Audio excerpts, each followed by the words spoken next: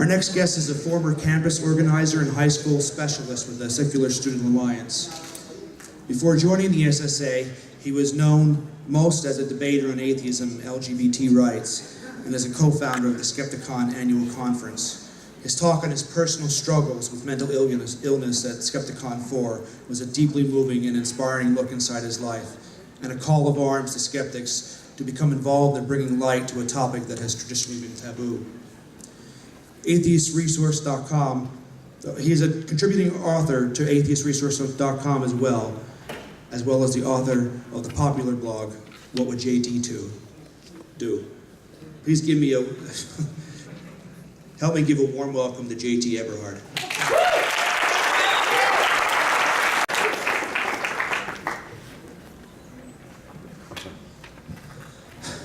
Other speakers wear suits, I just take my hat off. First, thank you to the Atheists PA for having me. For those who know me know that my undergrad education is in opera, so I'm very aware of the taboo of asking an audience for a standing ovation. You never do that. Standing ovations should be earned. So I definitely won't ask that anybody comes to their feet when I say this is one of the most professional gigs I've ever had so far. You guys have done an amazing job with organizing it, and I'm so very grateful. Thank you.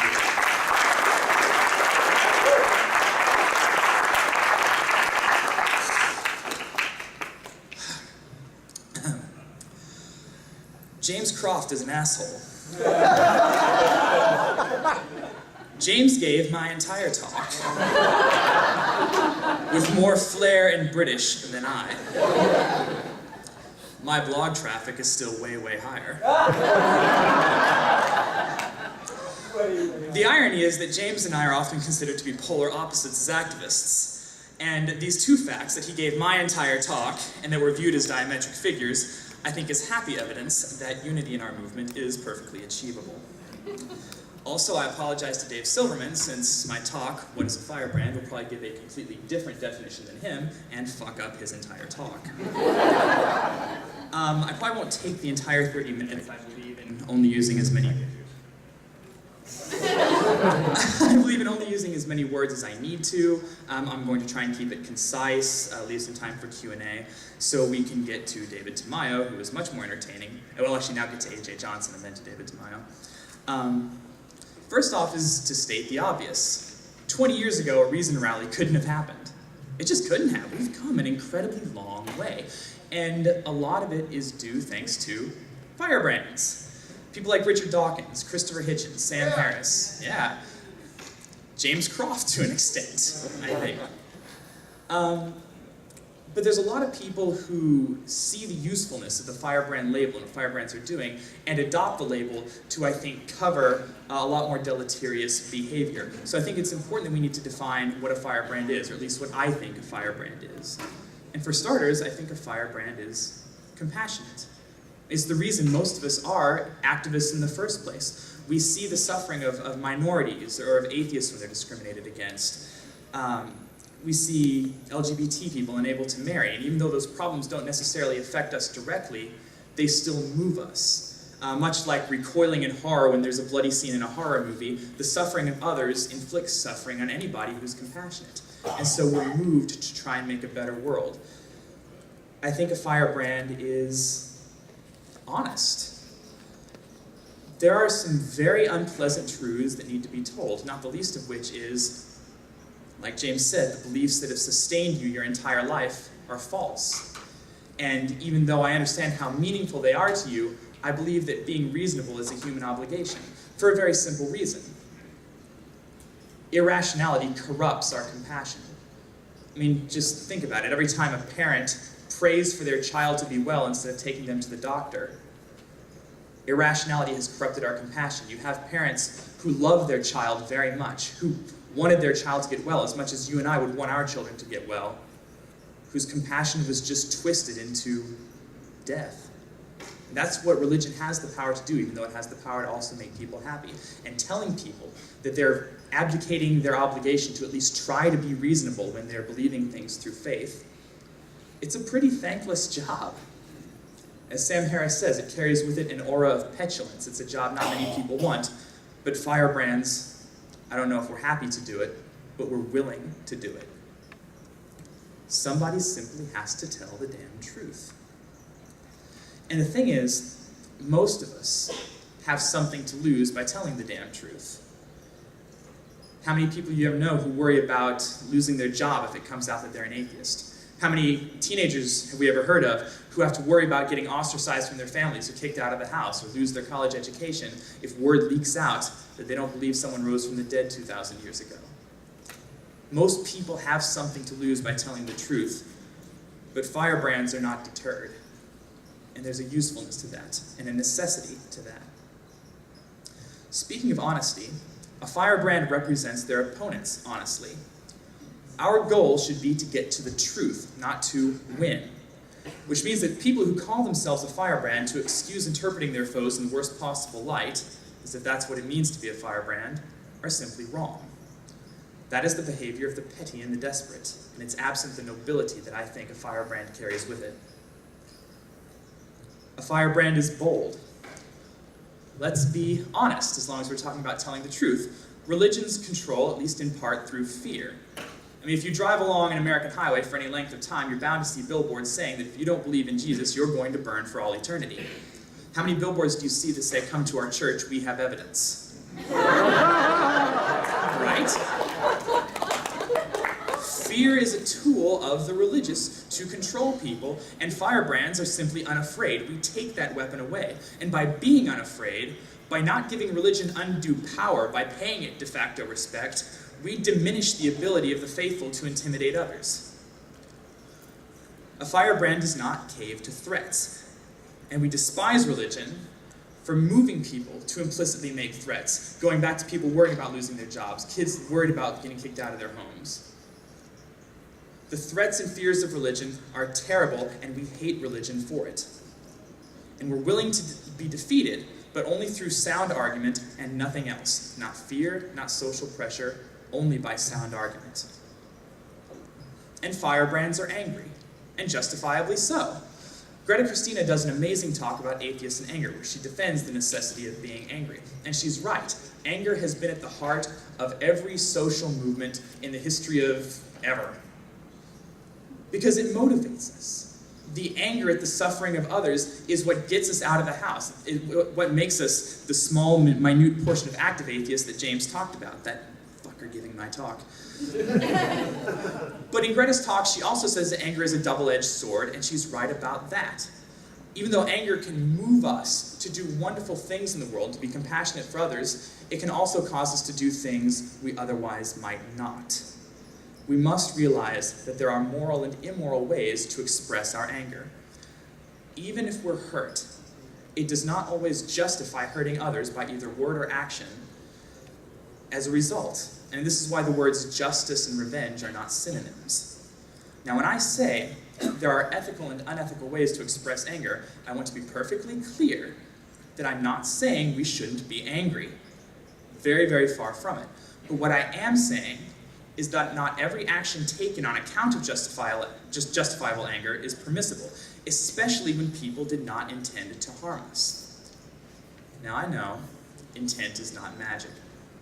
But anybody who thinks that the reaction when somebody steps on our toe ought to be different than whenever somebody stomps on it on purpose, even though the pain is the same, must acknowledge this. They must acknowledge that not every action taken on account of anger is good or right. And no matter how angry you are, no matter how justified your anger may be, it does not make a virtue of things like dishonesty or cruelty. Should our justified anger ever rob us of our compassion, then we have lost what makes being a firebrand so noble. Now, some will say that this is tone trolling. However, if saying that our very real pain, whenever we're discriminated against, whenever we're jeered at as immoral monsters, or whenever we get aggravated by a theist presenting us the first cause argument as though it's some fresh and new thing we've never heard, if saying that doesn't permit us to stoke the fires of cruelty in response, if that makes me a tone troll, then it seems to me that being a tone troll is a perfectly respectable and good thing to be. I heard someone snapping in support. I've walked onto the Jerry Springer show.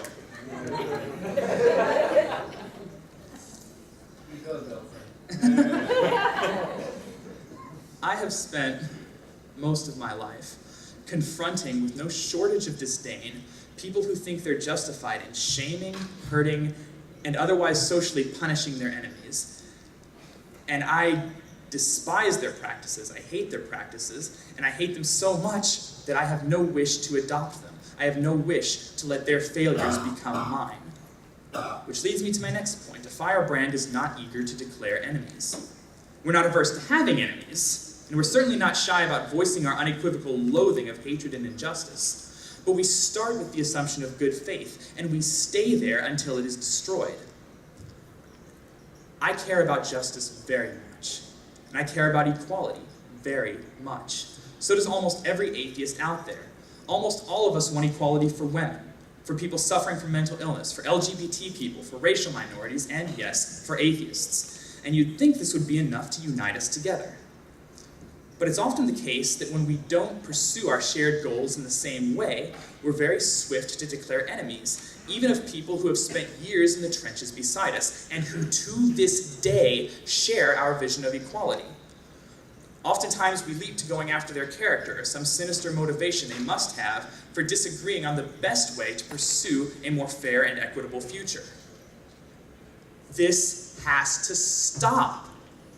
It has to stop, because every day, good people, caring people, are deciding they no longer want anything to do with the atheist movement because we're far too eager to be at each other's throats. The response will come that we shouldn't be so eager to swell our numbers that we welcome bad people. And that's true. It's an absolutely fair point. But we're not just keeping the bad people away. We're hemorrhaging good people. And even if we could sustain that type of loss, why would we want to? And we can't afford to do it anyway. When James Croft talks about the number of atheists who are actually active being extremely minute, this is a big part of it. And what I'm going to get on the internet, probably later today, but JT, haven't you been very mean to people in the past? Haven't you been the angry atheist you're talking about? How can you now ask other people to do the same if you're a firebrand? Doesn't that make me a hypocrite? And yeah, it would, if I stood for everything I've done in the past. Now look, I started garnering a lot of public attention in this movement at a pretty young age. And I'm still pretty young, and I'm still working things out. I'm not as young as I used to be. But that's okay. I have no doubt that at times in the past I've been too quick to declare enemies, or I've used words to wound someone whose only crime was ignorance, which is a crime of which I'm guilty. It's a crime of which we're all guilty. And in doing that, I have undoubtedly caused other atheists to see me and think, I want no part of the unnecessary drama that guy is creating. And I'm sorry for that. I'm so sorry for that. And I'll do better. And that behavior was not right when I did it, and it's not right when people do it now. Now people will see this speech, and they'll assert that I never think words should be used to wound, which is not true. But they should be reserved for punishing the cruel, not the ignorant. They're not the same people. And taking a brave stand against the worst of humanity is something that can inspire those around us, and it can even inspire admiration in our opponents. The unfortunate thing is that kicking someone who doesn't deserve to be kicked can have the exact same effect, and it's often mistaken for taking a stand instead of for the needless and regressionary act that it is. This effect can even be augmented if our target is from a group we've already decided we don't like, whether or not that person shares our ultimate goals. And I'm not sure what's changed. This is not the way it was when I came into the atheist movement. When I read the blogs back then, I didn't agree with everything that was said, but I was inspired by the parts I found to be logically sound, and I was able to have conversations about the parts I didn't without it becoming a fight, and without it being subsequently assumed that I must be at odds with things like compassion and justice and equality, and not just at odds with the bit with which I was expressing disagreement. And I miss those days. If I were a religious person nowadays and read a bunch of the blogs, I might just prefer to stay in church. There's very much a difference between policing our own and eating our own, and it's a distinction we need to start making. Now,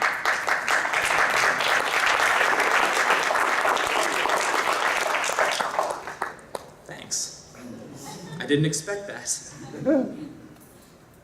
And I'll say again, I have no doubt that I've been culpable in this, and all I can do is commit to doing better. I mean, it's not enough to absolve me, and I acknowledge that. But it's a start, and it's a start that a lot of us need to take.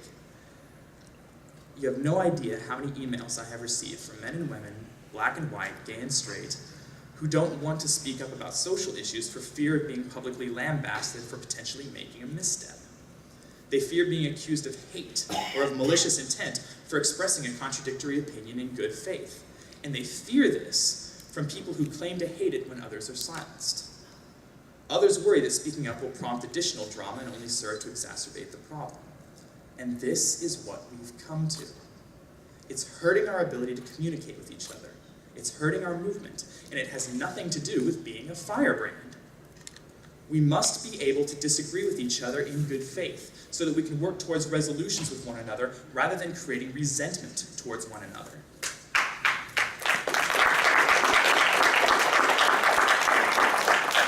We must be able to criticize one another while still valuing their worth as a person and as an ally, assuming they criticize because they care, not because they're a traitor to atheism or to social justice. Bravo. We must stop cultivating fear of our own kind. Our anger must inspire us and not corrupt us. Our pain must motivate us to be more compassionate for others, not to justify it when we lose control of our anger and hurt other people who didn't have it coming. I'm not sure what those things make you, but they sure as shit don't make you a firebrand.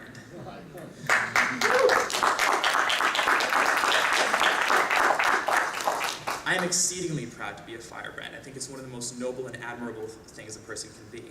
And the best I can do, even admitting my culpability for failing the label in the past, is to promise to try and be a better one in the future, pointing out what I think is true without spite, but unafraid of social penalties applied by theists and atheists alike. And I hope everybody does the same. Thanks for coming out.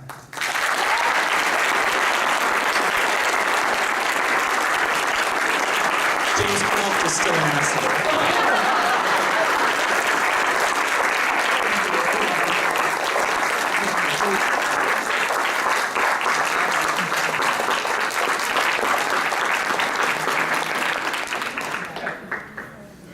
Q&A or? I do Q&A, that's why I kind of cut it like 10 minutes. Be fine, I'll go. Microphone? Or if you can just speak up, I'll repeat the question. I don't give a damn. We'll get a mic.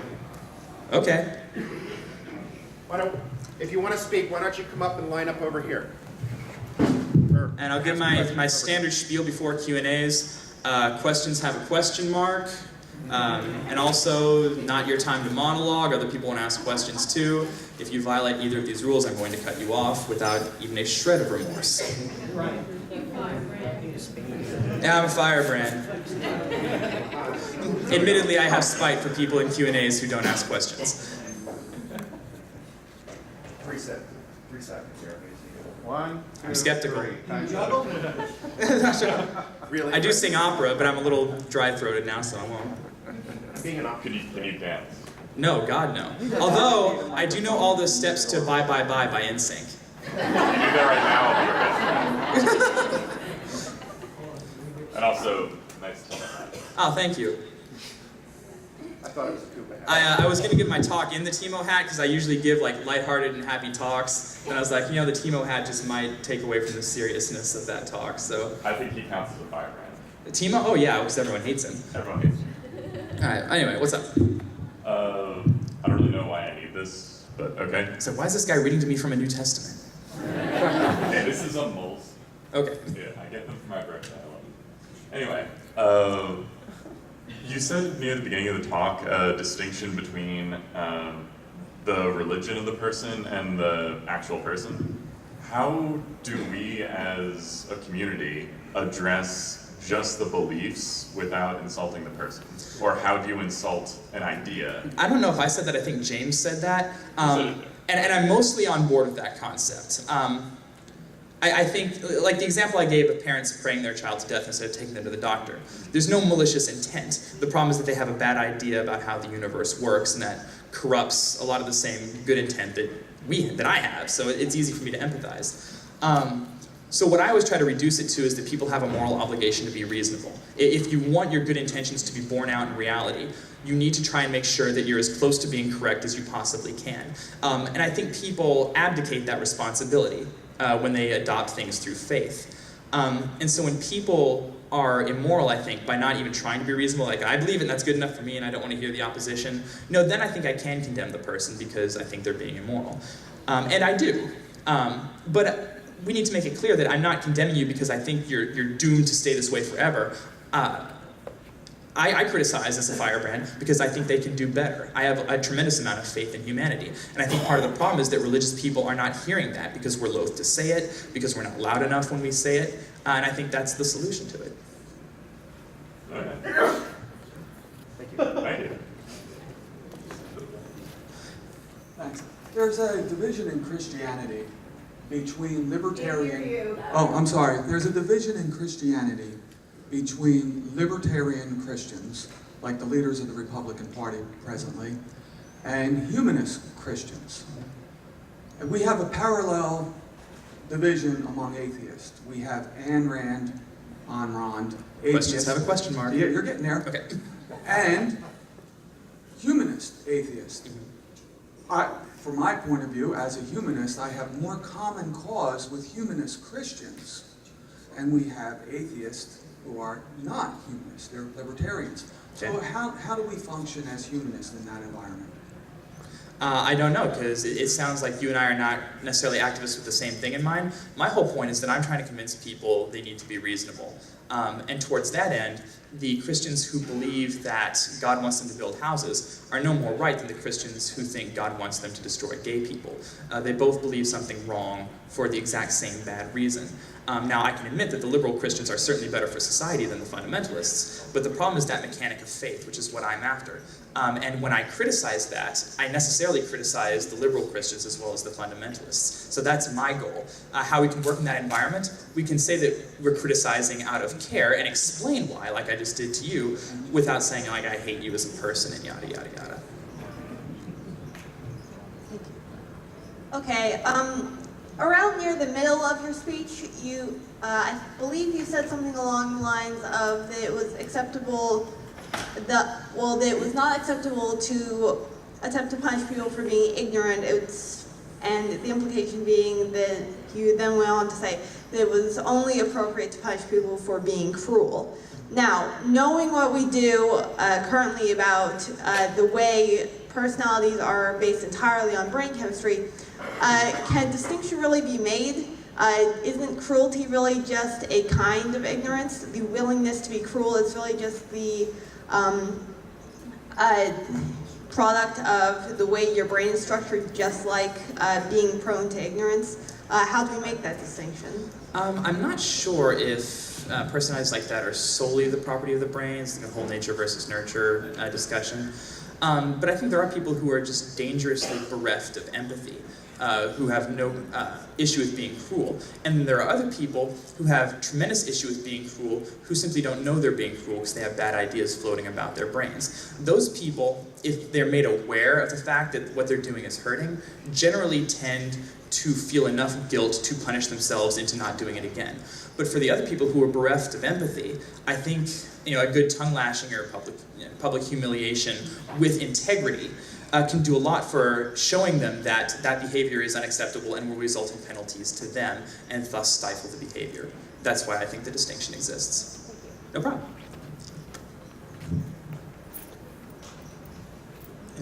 I see the word cruelty as a person who is asocial and does not have empathy or sympathy, as opposed to someone who's maliciously going out and, I want to kill you, or I'm going to hurt you. Okay? So I see more of lack of knowledge. So my background's a Quaker, East Coast Quakers, Buddhists, which are really basically, they're non-theists, but we don't bother to advertise that. How would you compare and contrast the Quaker method of getting their message out of change with your Firebrand definition? What is the Quaker method? You're not familiar with that, I guess? No. Well, okay. I teach conflict resolution. Basically, it's just conflict resolution. Okay? I listen to you. We dialogue. In other words, I don't know the answer, but but Do together. Quakers have the monopoly on that? I've always thought that was the atheist way of going about it. Well, so that is the compare. Okay, that's the compare. Now, how would they be different? That's what I'm trying to get In at. practice, I don't think they would be. Well, obviously, I don't see people antagonistic towards atheists. I mean, as I came in here, What? I saw a lot of anger and cruelty and meanness from atheists. I mean, I heard. You don't see people being antagonistic towards atheists? Do you I'm have to saying, watch Fox News? I am saying this is the image which I have seen of atheists. Okay? I come from a secular humanist background. And you said, what's the difference? That's the difference. And what you're speaking against, and speaking in the past, is I'm saying I was trying to bring out the point that that's a contrast between where you were and where you're coming. And a more friendly, basically, it's a more friendly approach, and you can get more, you catch more flies with honey than you're going to with vinegar. And I'm just saying, think about the Quaker metaphor, and you might have a very useful. Okay. Hi. Hello. For some reason, it's not clicking in, right? Can you hear me? Yeah. Okay. I was just wondering if you could get a little more specific about what you mean by eating your own or good conflict versus conflict that you think is unhealthy within the movement. We should all be able to say to one another, I think you're wrong here, because we care about them. And acknowledging that if I was wrong, I would want someone to make me aware of it, rather than just assume I'd want to keep on being wrong rather than being informed about it. And we should be able to do that without it being assumed that someone hates us or hates our cause or doesn't care about our cause, which seems to often be the case as it is right now, and that's the distinction I want to create. Okay, and I understand that from a perspective of people outside of atheism or humanism or secularism, talking to us. But I guess I thought you were trying to address something more within. Definitely within the community. I think atheists are doing this to each other. And every time a criticism is levied on particular issues, it's very often the knee-jerk reaction to say, you don't care about this issue the same way I care about it. When we do care about the issue the same way, we just have disagreements on the best way to go about it. And instead of unifying towards that shared goal, we're driving each other apart because of little bitty disagreements on how to achieve the same goal. Okay. And it's incredibly counterproductive, and it's hurting us. Thank you. All right, no, thank you. Guys, thank you so much for coming out. I really appreciate it. Thank you for your